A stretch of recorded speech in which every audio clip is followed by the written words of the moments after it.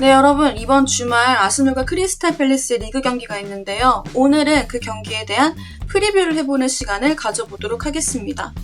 오늘 날짜를 기준으로 크리스탈 팰리스 리그 순위는 8위입니다. 이들이 리그 8위지만 여러분, 절대 만만한 팀이 아니에요. 이 팀이 리그에서 단 한 번밖에 지금 진 적이 없어요. 에버튼한테 졌고요. 근데 심지어 에버튼전도 거의 무승부로 가다가 추가 시간대에 진짜 아깝게 골이 터진 거예요. 키퍼가 막았는데 그 리바운드 된 공을 이제 그릴리시가 차 넣으면서 2대1로 아깝게 패한 경기란 말이에요. 원래는 거의 비기는 경기였는데, 그러니까 이 팀이 여러분, 그리고 제일 중요한 거, 이 팀은 여러분 리버풀도 이긴 팀입니다. 저희가 유일한 패배가 리버풀이잖아요. 리버풀이 이번 시즌 무패로 가다가 처음 깨지게 된 게 수정궁과의 경기였어요. 무패 리버풀을 깨뜨린 팀이 바로 수정궁입니다, 여러분. 8위라고 해서 만만하게 볼 수 있는 팀이 절대 아닙니다. 수정궁 같은 경우에 점유율이 여러분 전체 28%밖에 안 돼요. 근데 심지어 또 리버풀의 슈팅이 20개나 됐어요. 20개나 됐는데 한 골밖에 못 넣었어요, 리버풀이. 후반에, 그것도 87분에. 1대1 상황에서 이제 은케티아가 넣으면서 2대1로 리버풀을 승리하게 됐습니다. 이 당시에. 뭐 간신히 이겼네라고 생각할 수 있겠지만 이긴 건 이긴 거니까. 솔직히 그리고 요새 세트피스가 안 중요한 팀이 누가 있겠어요. 세트피스는 너무너무 현대 축구에서 중요하고 한데 이 팀도 세트피스에 대한 의존도라든지 세트피스의 중요성을 너무 잘 아는 팀이에요. 물론 아스널과 경기하는 모든 팀들이 세트피스 상황에 대한 대응을 하겠지만 이 팀은 특히나 더 그럴 거라고 생각을 해요. 상대방이 어떤 경기를 펼치냐에 따라 파울이 나올 수도 있고 안 나올 수도 있겠지만 시즌 초만 해도 크리스탈 팰리스가 상대 팀에 비해서 파울 수가 좀 높은 편이었어요. 시즌 초만 해도. 바로 직전 본머스와의 경기가 3대3으로 이제 무승부였는데 이때는 이제 크리스탈 팰리스가 파울을 많이 안 했어요. 근데 본머스가 파울이 16개였단 말이에요. 물론 파울이 필요해서 한 거겠지만 97분에 마테타가 PK를 얻으면서 득점하면서 3대3 상황이 된 거였기 때문에 이런 부분도 본머스 입장에선 조금 아쉬울 수도 있겠죠. 그리고 여러분 요새 진짜 극장골이 많이 터지잖아요? 이 팀이 장난 아닙니다. 직전에 경기했던 본머스전도 97분, 리버풀전도 97분에 골을 넣으면서 무승부 또는 승부를 가져간 팀이에요. 그렇기 때문에 우리도 끝까지 집중을 유지해서 경기 운영을 잘 해야 된다, 이런 생각이 들고요.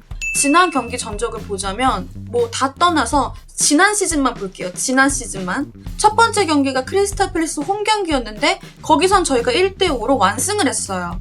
그렇지만 두 번째 경기에서는 2대2로 비겼습니다. 그때 첫 골을 넣은 게 에즈였어요. 두 번째 골을 마테타가 넣었습니다. 지난 시즌, 그러니까 시즌 초잖아요, 지금? 지난 시즌 초랑 이번 시즌 초를 비교해보자면은 지난 시즌보다 실점이 좀 있지만 득점도 많은 편이거든요? 그 이유가 어떻게 보면은 에제의 영향도 있다고 저는 생각해요. 지난 시즌 같은 경우에는 에제와 마테타한테 좀 의지하는 공격 루트를 선보였다면 이번 시즌은 조금 더 다양한 공격 루트를 갖고 가고 있어요. 그래도 어쨌든 간 비슷한 패턴이 있긴 있는데 저번 시즌에 비해서 공격 루트가 조금 더 다양해진 크리스탈 팰리스라는 점. 제가 지난 방송에서 이번 주 우리 리그 경기가 크리스탈 팰리스와 열린다, 그런 얘기를 하니까 어떤 얘기가 있었냐면은 그러면 크리스탈 팰리스 팬들이 에즈한테 야유하는 거 아니냐. 제 생각에는, 제가 크리스탈 팰리스 팬은 아니지만 제 생각에는 야유를 보낼 이유가 없다고 생각합니다. 왜냐면 지난 시즌 크리스탈 팰리스 FA컵 때 맨시티와의 결승에서 골을 넣어서 크리스탈 팰리스 구단 역사상 최초로 메이저 대회 우승을 기록하게 해준 어떤 우승의 주역이기 때문에 굉장히 고마워할 것이다. 또 그리고 원래서부터 여러분 토트넘과 이적 링크가 계속 돌았던 선수이기 때문에 크리스탈 팰리스 팬들은 에제 이적하겠네라는 거 어느 정도 예상을 했을 거란 말이에요. 심지어는 가는데 이적료를 잘 주고 갔잖아요. 구단 역사상 최고 많은 이적료 수익을 남겨준 선수가 에제이기 때문에 전혀 그럴 이유가 없다. 오히려 저는 그래서 에제가 이번에 리그 첫 골이 아직 안 나왔잖아요. 친정팀을 상대로 리그 첫 골을 넣는 것도, 게다가 저희 홈 경기이기 때문에 그런 야유는 없을 거라고 일단 생각을 하고요. 그러면 에제 나가고 나서 누가 들어갔냐? 이적생이 여러 명 있는데 그 중에서 가장 주목해야 될 선수는 예레미 피노라는 선수입니다. 예레미 피노는 비아레알에서 왔고요. 에제가 8월 26일 날 크리스탈 팰리스를 떠났고 그 3일 뒤인 8월 29일에 크리스탈 팰리스와 계약해서 온 선수고요. 10번, 지금 10번이거든요. 10번을 물려받은 선수입니다. 신장이 172로 다소 작은 편이라고 느껴질 수 있는데 드리블과 테크니션이 굉장히 뛰어나요. 전방에서 찬스 메이킹이 좋은 선수이기 때문에 이 선수를 조금 주목해야 될 것 같다. 그리고 이 선수가 여러분 양발을 다 쓸 수가 있어요. 거의 지금 이적하고 나서 이적하고 나서 첫 경기가 아스톤 빌라전이었는데 그때도 후반 교체 투입이 됐거든요. 그 이후에는 모든 경기에 지금 선발 출전하고 있는 선수입니다. 이스마일라 사르라는 선수와 짝을 이뤄서 이스마일라 사르가 왼쪽에 쓸 때는 이제 피노가 오른쪽에 쓰고 이런 식으로 경기 운영이 되더라고요. 그리고 이 팀이 재밌는 게 뭐냐면 최근 3경기 동안 스타팅 11 라인업이 단 한 번도 바뀐 적이 없습니다. 아마도 똑같은 라인업으로 나올 가능성이 있다. 거기에 이제 피노와 사르가 무조건 있고요. 제 생각엔 크리스탈 팰리스에서 마테타보다도 어떻게 보면은 더 중요한 키플레이어가 무뇨스라고 저는 생각해요. 왜냐면 이 선수가 만만치 않습니다, 여러분. 우측 윙백을 맡고 있는 우측 윙백 주전 선수인데 템포가 굉장히 빠르고 오버래핑으로 이제 올라오는 선수거든요. 앞에까지 올라와서 크로스를 줘서 득점하는 이런 패턴의 이런 루트의 공격이 상당히 많았고 심지어 바로 직전 경기 64분, 69분 두 골 자체도 똑같은 패턴이었어요. 무뇨스가 올라와서 크로스 줘서 마테타가 넣는 거. 본인이 또 득점을 할 수 있는 선수예요. 크로스 주는 것뿐만이 아니라 본인이 아예 올라와서 득점하는 상황도 있었다.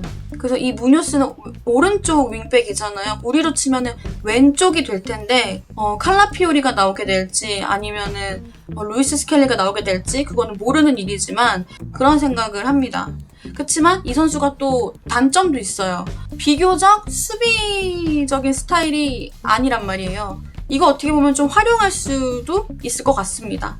그리고 또 중요한 선수는 누구냐면 이스마일라 사르입니다. 이스마일라 사르는 세네갈 출신이고요.